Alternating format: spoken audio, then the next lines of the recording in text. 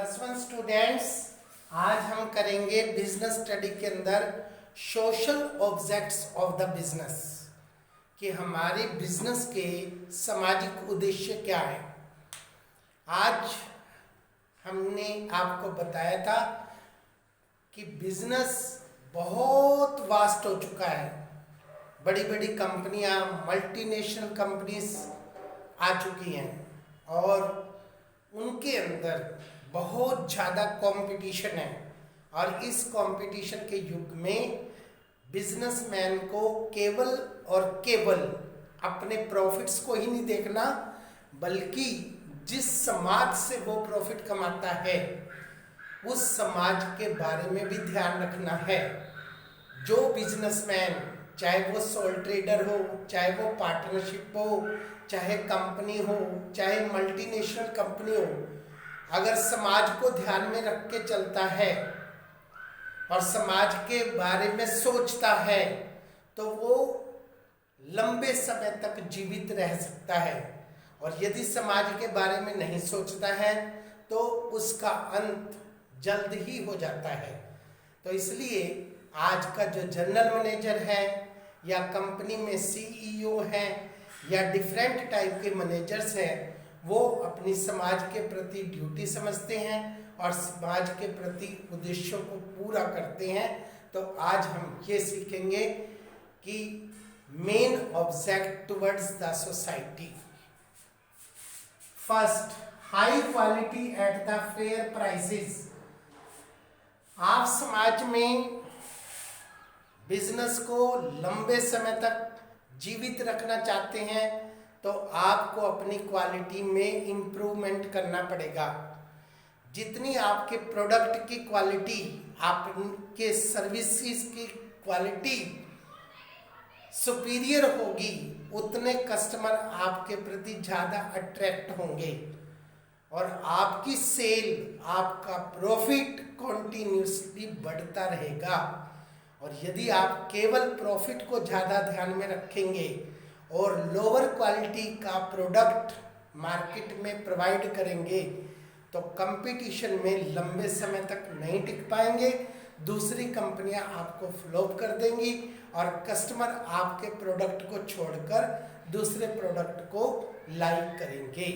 इसलिए आपकी सोच होनी चाहिए कि हम कस्टमर को अच्छी से अच्छी क्वालिटी की चीज़ें कम प्राइस पर, कम प्रॉफिट पर प्रोवाइड करवाएं।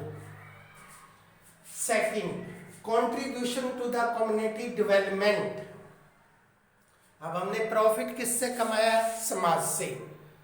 तो हमारे प्रॉफिट का एक हिस्सा उसी समाज के कार्यों के लिए खर्च होना चाहिए।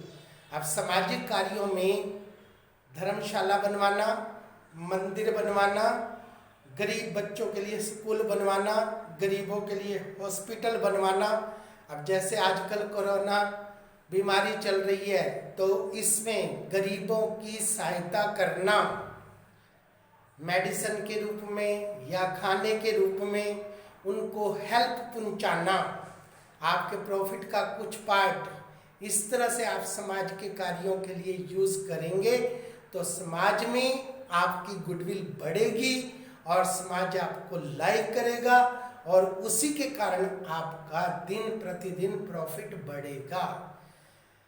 अब आपको एक एग्जाम्पल के रूप में देखना है कि टाटा और बिरला के हमारे देश में जो मंदिर हैं उनमें कॉन्टिन्यूसली काम पूरा वर्ष भर चलता रहता है। आप लोग वैष्णो देवी जाएंगे तो वहाँ पर टी सीरीज वालों की तरफ से कॉन्टिन्यूसली लंगर चलता रहता है। तो वो अपने प्रॉफिट का एक पार्ट इन समाज के कार्यों के लिए डिवोट करते हैं और समाज को अपनी तरफ अट्रैक्ट करते हैं। तभी लोग उनको पसंद करते हैं और हर की जुबान पर उनका नाम होता है। इसके बाद होता है आपका फेयर रिटर्न्स टू इन्वेस्टर्स। हमारी कंपनी में दो प्रकार के लोग होते हैं, एक कंपनी में पैसा लगाने वाले लोग और एक कंपनी की तरफ से मैनेजरियल एक्टिविटी करने वाले लोग। जो लोग कंपनी में पैसा लगाते हैं उसे हम इन्वेस्टर्स कहते हैं।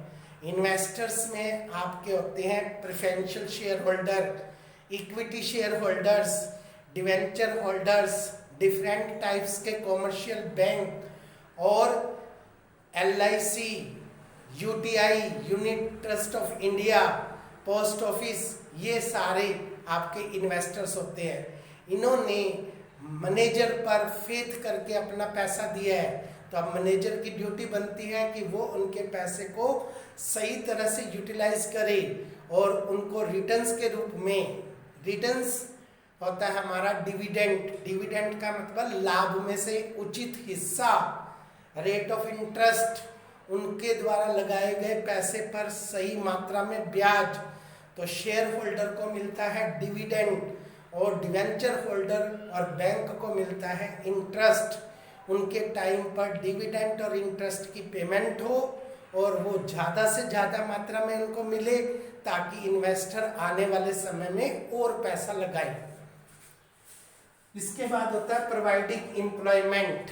हमारे बिजनेस की समाज के प्रति सबसे बड़ी अगली ड्यूटी बनती है समाज के लिए रोजगार पैदा करना, लोगों के घरों में चूल्हे जलाना। आज हमारे देश में लोगों को जो काम मिल रहा है उसमें केवल गवर्नमेंट का ही शेयर नहीं है, उसमें प्राइवेट सेक्टर बहुत अहम रोल प्ले करता है।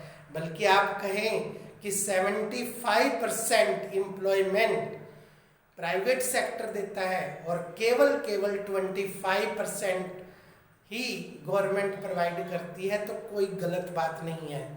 तो समाज के लिए, लोगों के लिए ज़्यादा से ज़्यादा रोजगार के साधन पैदा करना, उनको नौकरियां देना, उनको अपने यहाँ काम देना ताकि उन्हें काम मिले और वो अपना आर्थिक कार्य चला सकें, अपने घर का गुजारा कर सकें। ये सबसे बड़ा एक इंस्टीट्यूशन का, एक बिजनेस का समाज के प्रति उत्तरदायित्व है। तो ये रिस्पॉन्सिबिलिटी बनती है to provide the maximum employment to the people. तो these are the main social objects of the business. तो इन्हें आपने तैयार करना है और हर एक चीज के आपने सुंदर सुंदर नोट्स बनाने हैं और बार बार उनको लिख कर देखना है। That's all.